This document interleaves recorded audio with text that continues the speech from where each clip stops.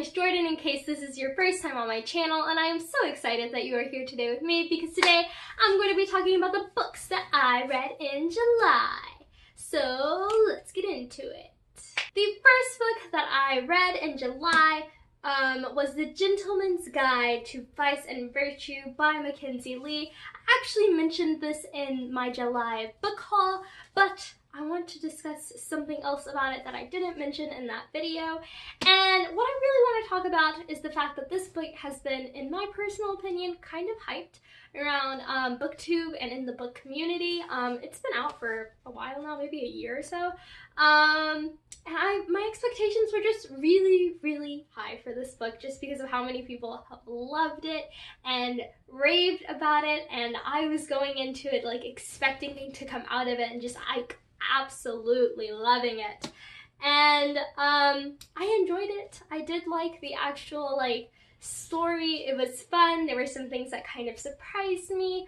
But at the end of the day, it wasn't one of those books that I'm going to be trying to give to all of my friends and telling them that they should read it. You know what I mean?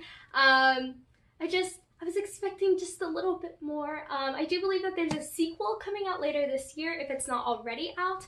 I think I'll pick that up because, you know, maybe I'll like it more. I don't know. So the next book that I want to talk to you today about is They Both Die at the End by Adam Silvera, and I absolutely love this book. I will say that I feel like I was more emotionally prepared for They Both Die at the End compared to Adam's other books, just because the title kind of makes it clear what to expect.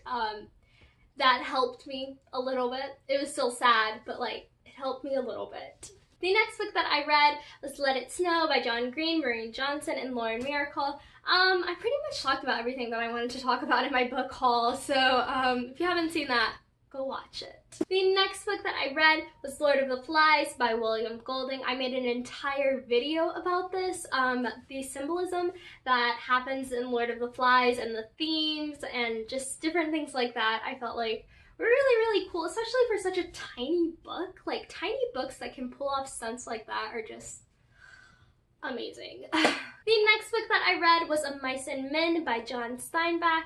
And this book, I don't really have a lot to say about it. I will say this, that I'm currently reading Their Eyes Are Watching God, and that has a lot of dialect in it, and Of Mice and Men does have dialect, but it's a lot easier to understand, and I appreciate that. The next book that I read was In Cold Blood. I spent majority of Booktubeathon reading this book, but it's finally done. Yay! I will say that I really appreciated how it's non-fiction written like fiction. Now you can tell that it's non-fiction, right? But there are pieces of it that could be in a fiction book, and I liked that. So those are all of the books that I read in July. You guys should totally let me know in the comments down below what books you read. And if you like this video, you should give it a thumbs up and share it with your friends. And if you'd like to see more videos like this, then you should totally click that red subscribe button down below. And don't forget to hit the bell icon so that you can be notified every time I upload a new video. But just in case you don't want to, I post videos every Tuesday and Friday, so you should totally come check out my channel then for new content. Bye guys!